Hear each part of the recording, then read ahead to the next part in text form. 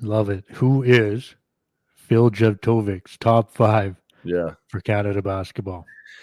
Yeah, this is great. And the way I'm going to approach this one is that actually ends up, I think, working out well because we talked about some of these other kind of staples of our summer window teams with our Olympics and World Cup. We gave them their time and those guys are spectacular. But I Yeah. think the way I'm going to approach this is really the guys that I've been around from these windows, whether it was, some of the summer windows, but like the November and February windows. So that's kind of the idea behind some of these names here. The relationships we've built with these guys coming in and out. It's like every time you see them, it might be a couple of months, but you're right back into conversations and everything. It's been pretty cool to see. So these are my guys. I mean, I leading off with Trey Bell-Haynes, like Nice. you can't say enough about Trey, like ultimate competitor.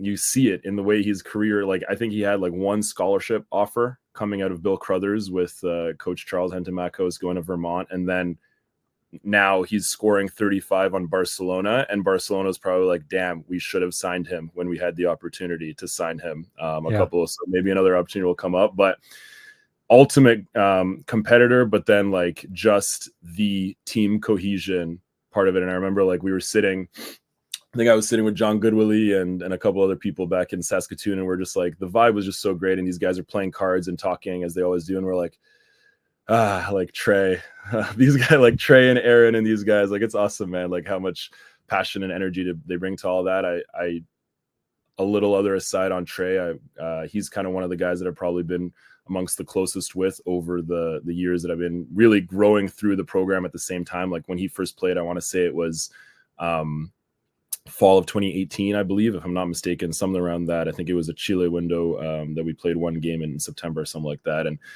he was, moving through his career, staying in touch with him always throughout the year and seeing us grow. We worked together at the World Cup. We'd watch video together and kind of go from there. So he's awesome, man. So big respect to Trey. I won't go as long on these other guys. I got a little carried away there, I promise. But have to like Phil and Tommy.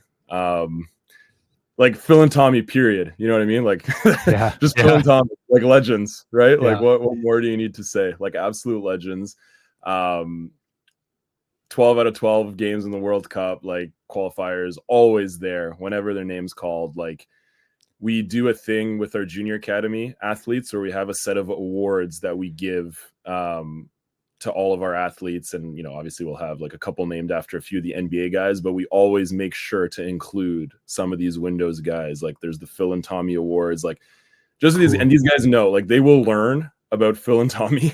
They will learn about their commitment and their sacrifice and that they've put towards our program. And everybody, like they'll learn about them, they'll know them, they'll study them, they'll watch them because they truly are incredible. Like, can't say enough about those two guys. We had a little funny thing that like Tommy, obviously a spectacular player, and the way he kind of scores and the pressure he puts on the paint, he has those kind of unorthodox little like leaning floaters that he always hits. And we have a little bit where we call him, especially amongst myself, James DePoe, and when we're on the bench during the windows, it's like sometimes he'll score, and again, I hope I can swear, but it's just like Tommy fucking scrub, man. Like it's just Tommy fucking scrub. What else can you do? You know what I mean? Like what can you do? It's just TFS.